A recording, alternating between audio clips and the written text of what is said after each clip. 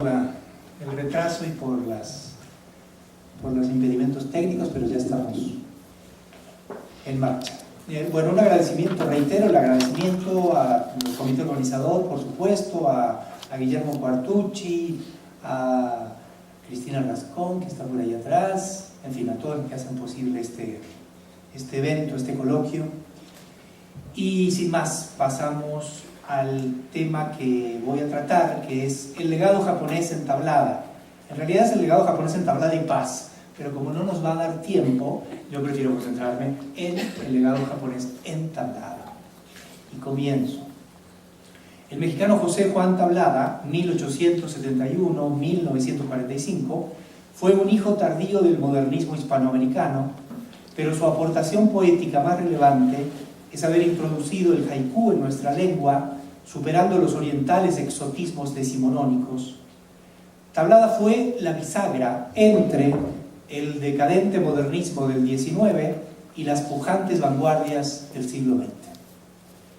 En 1914 publica el libro Hiroshige, en 1919 publica Un día, y luego, un año después, el libro de poesía idiogramática Lipo y otros poemas, y El jarro de flores en 1922. Con estos libros, Tablada introduce el haiku en nuestra lengua. En ese sentido, el mexicano participa en las innovaciones de las vanguardias y su concomitante sustantivación de la imagen poética. Adopta la estética del fragmento, de lo discontinuo, de lo calidoscópico y prismático.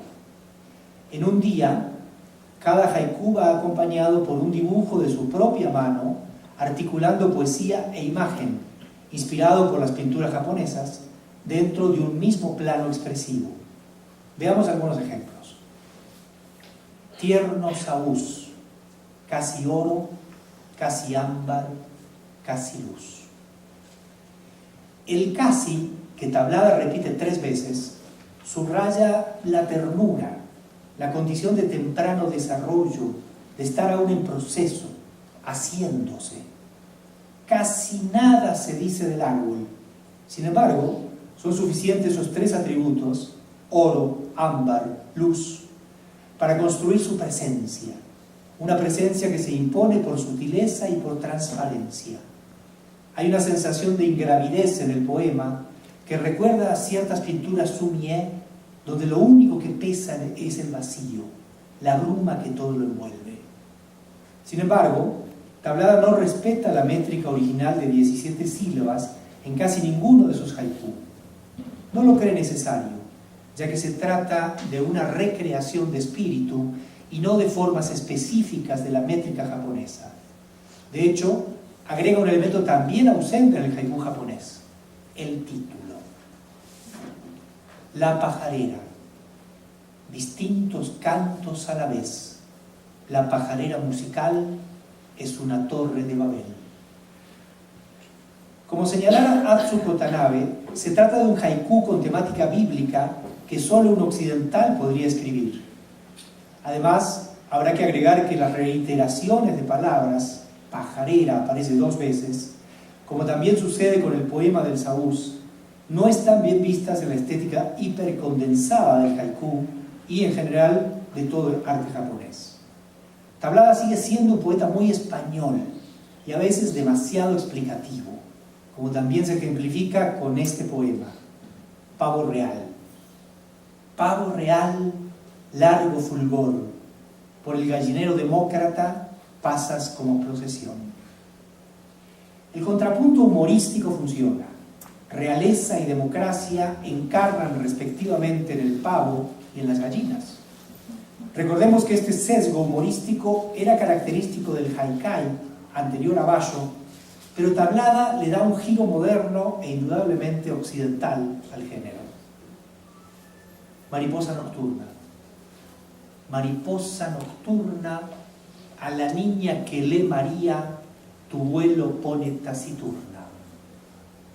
Aquí se evidencia el tema occidental, concretamente hispanoamericano, al introducir la novela María de Jorge Isaac como recurso narrativo y sobre todo al recurrir a la rima entre el primer y el tercer verso, recurso que en la poesía japonesa se desconoce. Sin embargo, no podemos perder de vista la eficacia del poema en términos de síntesis y de atmósfera. La noche, la niña sola leyendo y la inquietante presencia de la mariposa que, en su cíclico vuelo sobre la luz, no explícita, pero intuida entre líneas, logra despertar un sentimiento de tristeza en la protagonista. Nada más que agregar. Como en un clásico haiku, importa lo que no se dice y aquello que la atmósfera logra transmitirnos más allá del lenguaje. El elemento lúdico, humorístico y de gran frescura poética que caracteriza a estos haiku de tablada reaparece en el célebre poema Un mono. El pequeño mono me mira, quisiera decirme algo que se me olvida. ¿No es cierto que sentimos un escalofrío?, comenta Octavio Paz ante este haiku, pues en esos 3 versos Tablada ha insinuado la posibilidad de que sea el mono quien se reconoce en nosotros y él, y no el hombre, quien recuerda su pasado. Sin embargo, más allá del escalofrío pasiano, lo que sentimos y aquello que nos transmite el poeta es la frescura ingenua de un encuentro de miradas entre el animal y el hombre, y la juguetona humanización del simio realizada por el poeta al fantasear en ese hipotético olvido. No hay metafísica en Tablada. Hay una articulada conjunción de estampas inconexas y también una consciente relación musical con los vocablos. Un mono es tal vez el poema más recordable de este autor, no por su escalofriante profundidad y su interrogación sobre la condición humana, sino por su música y su eficacia sintáctica que remeda o se homologa con los referentes infantiles. Esa frescura infantil, esa visual frescura infantil, la encontramos también en el haiku titulado Sandía.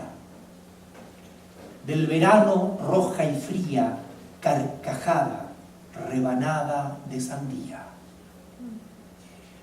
Varios aspectos separan dicha composición del haiku tradicional.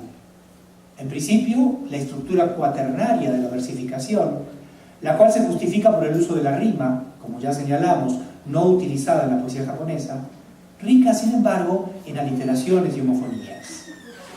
Y lo más importante, el desconocimiento de una de las principales reglas del haiku, el ki. Tanabe nos explica la importancia del término. El ki es una de las reglas que rigen la versificación del haiku o el haikai. Se llama también kigo, palabra de las estaciones. Son aquellos vocablos correspondientes a cada una de las 4 estaciones del año, que utilizadas en haikais automáticamente sirven para insinuar a qué estación se refiere. A veces son nombres de flores, de plantas, de frutas que se cosechan en tal o cual estación, y otras veces son nombres de insectos, de animales o de peces. También los fenómenos de la naturaleza o días festivos relacionados con ceremonias religiosas pueden ser el kigo, que explícitamente señala la estación. Hasta ahí Tanabe. Cuando comenta el haiku anteriormente citado, Tanabe señala con acierto esta salida de la norma, y vuelvo a citar. Desgraciadamente en este haikai, tan ingenioso y tan cercano al haikai japonés, comete una repetición semántica, un tabú de la técnica. La sandía es el ki del verano, por lo tanto se evitaría el uso de verano. En Japón, al decir sandía, cualquier persona inmediatamente pensará en rojo. Además, es una costumbre enfriar la sandía metiéndola en una bolsa y colgándola en el pozo.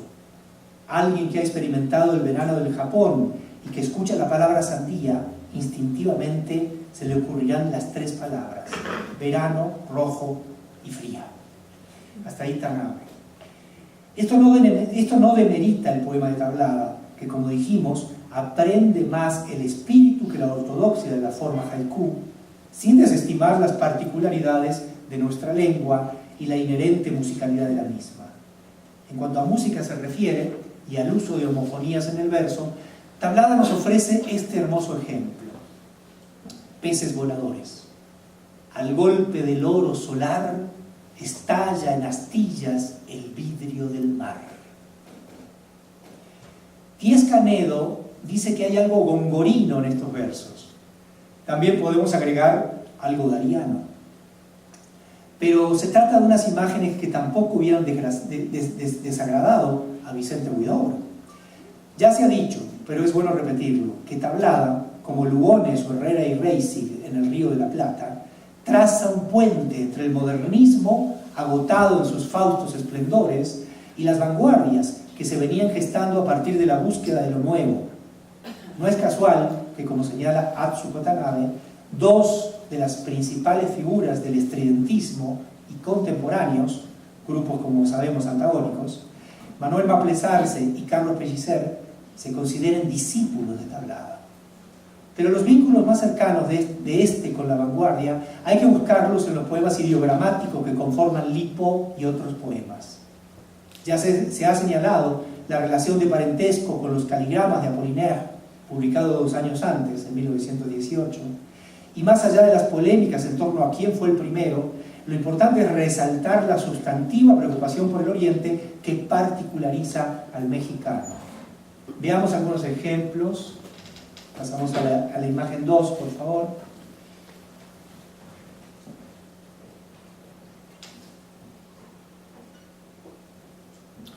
Aquí Tablada sobrepone el sentido sintético del ideograma, que significa felicidad o felicitación, me corregirán los japonistas por aquí, en kanji, el recurso de la escritura alfabética en castellano. Se produce una simultaneidad semántica y semiótica. El signo se autonomiza del sentido. En el caso del ideograma, sobre todo para aquellos que no comprendemos su significado, y se muestra en su atributo visual, pictórico, en su simple belleza sígnica, mientras que el texto alfabético, sin perder su grado de significación, de expresión articulada, se hace danza manuscrita, sinuosamente vertebrada dentro del ideograma. En ambos casos se impone una lectura icónica, al sustantivarse el cuerpo mismo de la expresión poética. La forma deviene contenido y asunto del poema.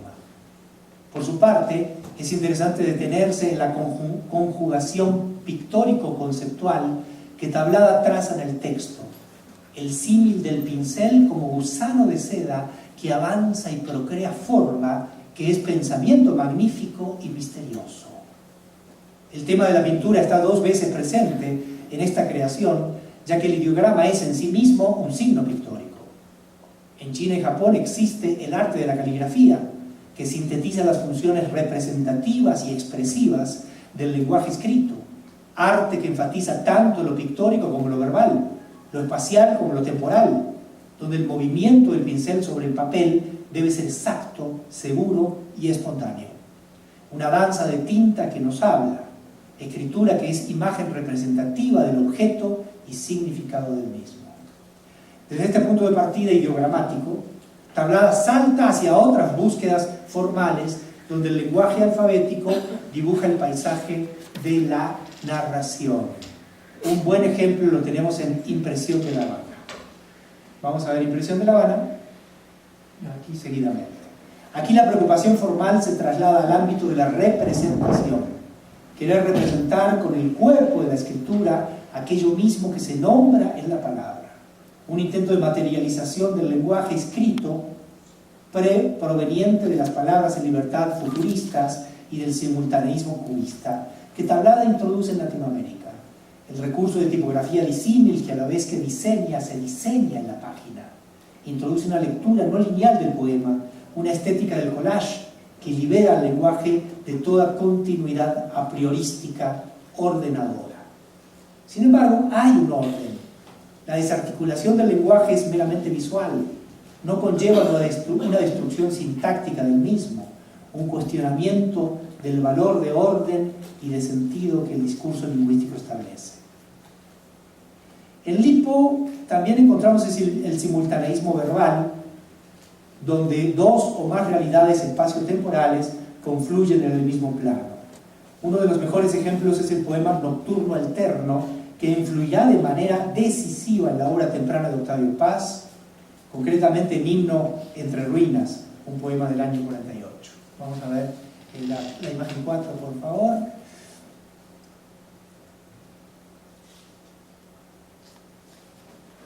Partiendo de un principio eminentemente visual, Tablada introduce 3 tipos diferentes de tipografía en el poema. Este se divide a su vez en 3 partes: la que nos habla de Nueva York, a partir de esos taquigráficos versos iniciales; la que describe Bogotá, a partir de esas rápidas pinceladas que definen el carácter colonial, hispánico de la ciudad nocturna y silenciosa; y la que sintetiza las antitéticas visiones anteriores en el perfecto círculo lunar.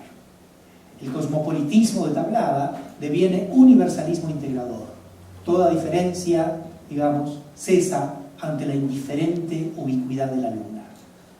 Aunque arriesgado sería trazar una relación con el Oriente, no es del todo inútil recordar que en el Japón, y sobre todo en su poesía, la luna se relaciona con Buda y simboliza la permanencia de verdad búdica por sobre la impermanencia de los fenómenos del samsara, es decir, del mundo ilusorio de los sentidos que nos condena a una incesante reencarnación. Otro poema del mismo libro se titula Luciérnagas. Vamos a ver entonces. El poema se construye con una constelación, como una constelación que se va articulando sobre la página sin necesidad de signos de puntuación. Tablada introduce 4 diferentes tipografías y espacializa el poema para insuflarle un sentido isomórfico a las palabras luciérnagas que atraviesan el jardín nocturno de la página. Luciérnagas que devienen pensamientos, que devienen gotas. Dentro de esa metástasis visual, el poeta recurre a un juego analógico entre lo visual y lo auditivo, ¿verdad? Un suspiro de luz que también conlleva una humanización o prosopopeya de las luciérnagas en esos pensamientos y suspiros escurriéndose como lágrimas. Bien, nunca será inútil insistir en que la importancia de Tablada no solamente radica en haber introducido vía futurismo y cubismo la poesía visual en Hispanoamérica, sino en haberlo hecho desde un genuino y singular interés por la poesía y la pintura del Extremo Oriente. El mexicano supo fusionar esas 2 vertientes de la creación, que en China y Japón son indisolubles, y enriquecer así la poesía en nuestra lengua gracias a esa permanente pasión que también fue una iniciación.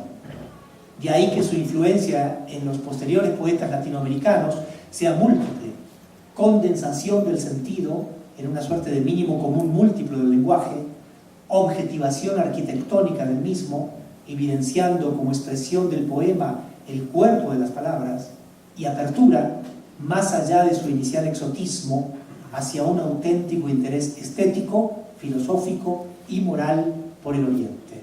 Muchas gracias.